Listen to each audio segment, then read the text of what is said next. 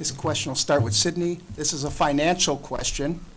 What is your negotiation and fiscal experience? So fiscal experience, negotiation experience. I leave all my fiscal matters up to my wife. That's a tough one. I am not a fiscal wizard at all, although I do a lot of things with strategy development, but I typically have the finance people help me out with that. From a negotiation standpoint, I actually teach negotiation skills. And I was interested when I heard earlier on that you used interest-based bargaining, I think, in the last go-around. I actually teach that.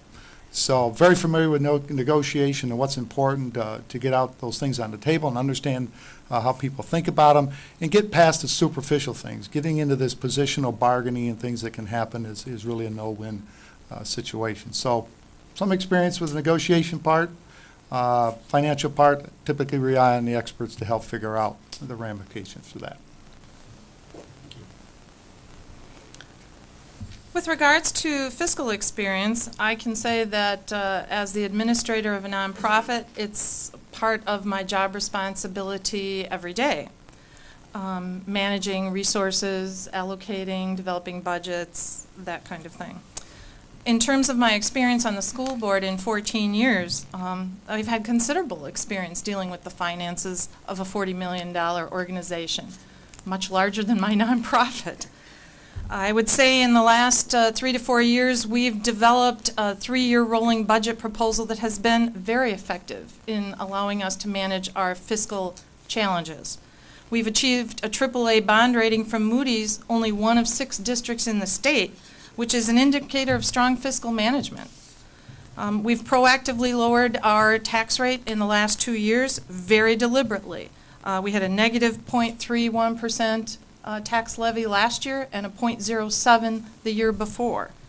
We've made a lot of tough fiscal decisions in this community school district over the last 8 to 10 years, and I think we have not shied away from those tough decisions and from sharing the conversation around those decisions with the community. We've been very transparent, and it's, some would say, an overwhelming and fatiguing process. With regards to negotiations, I've been in the negotiation cycle in this district 4 times. The last time, both the superintendent and myself brought to the association the proposal to change the way that we conduct negotiations. It was my first year as board president.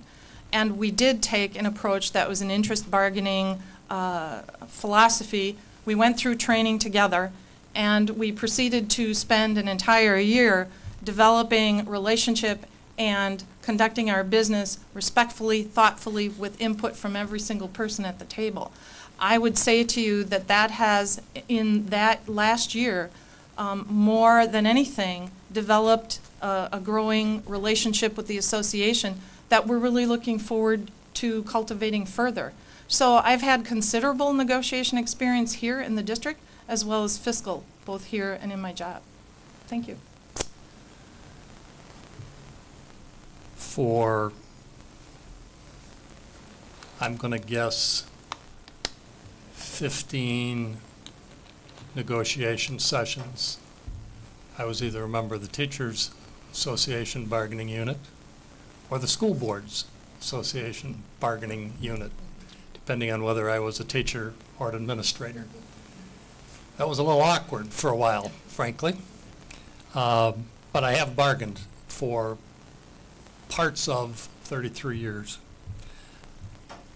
From the fiscal standpoint, for 25 years I've been the executive secretary of the North Shore Conference.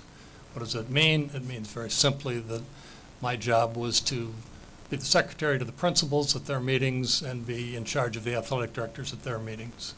We had a budget. It wasn't great, but it was somewhere in the neighborhood of $30,000 a year. And my job was to make that budget stretch as far as it could go. That was accomplished. When I was the athletic director at the high school to the south, which shall remain unnamed, we had a budget of somewhere in the neighborhood of $700,000. We never went in the red. This question is for Suzette first, and then Jim. What are the two most important areas of curriculum that need to be strengthened in the district that you see?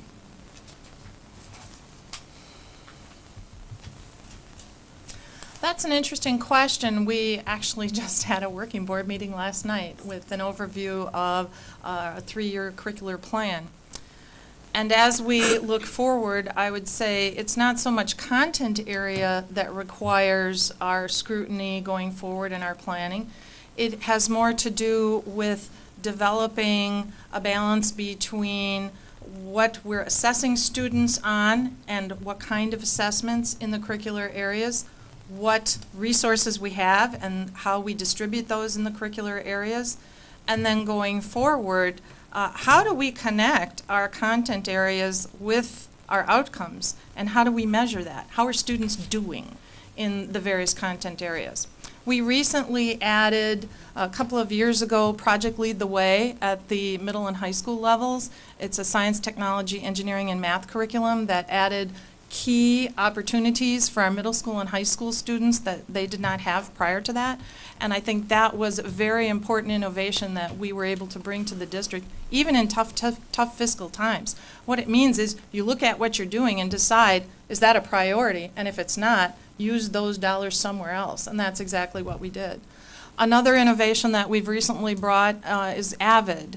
And it's a program at the high school that's to support middle performing students, maybe students who aren't quite reaching their potential in any content area.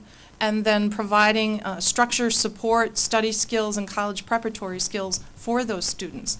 So I think, aside from any specific content area, it's more the system and the plan in place to provide resources, assess student performance, and then set the expectations in those content areas. I wouldn't hold up math, science, English, or any other content area as more or less important than any other one, insofar as we need to provide a well-rounded educational experience for our students. I think it's important we know where they're at, we know how they're doing, and we know what they need so we can move them forward so they can reach their potential. I think that's really what has to be infused through all curricular areas in our system. Thank you. On a personal note, having 2 daughters who went off to college, I'd like to see a finance class.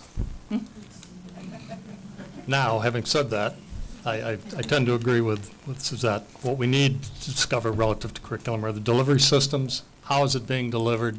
What do we need to change for the 21st century in terms of delivery? And then how do we assess it? It isn't much good if we can't assess it. And there are a number of assessment programs that are out there that we're certainly considering and that have been brought to our attention. So as far as curriculum goes, do we need to teach Hamlet versus Twelfth Night? I'd say yes. I like Hamlet. I also like Twelfth Night. But the reality is that's not where we're at, and that's not what we're about. So delivery systems, assessment systems, that should do it. Well, I can tell you from the corporate world, there's 2 things that are in high demand and short supply: strategic thinking and leadership interpersonal skills. And if you can crack that nut, this system will set itself apart from any other system. And I would say that this is where the master teacher comes in. This is where the person who can connect the dots and can help students make that, because that's what gives me employment today. I am rolling out a global leadership development program with leadership skills and strategy development skills because they're so missing.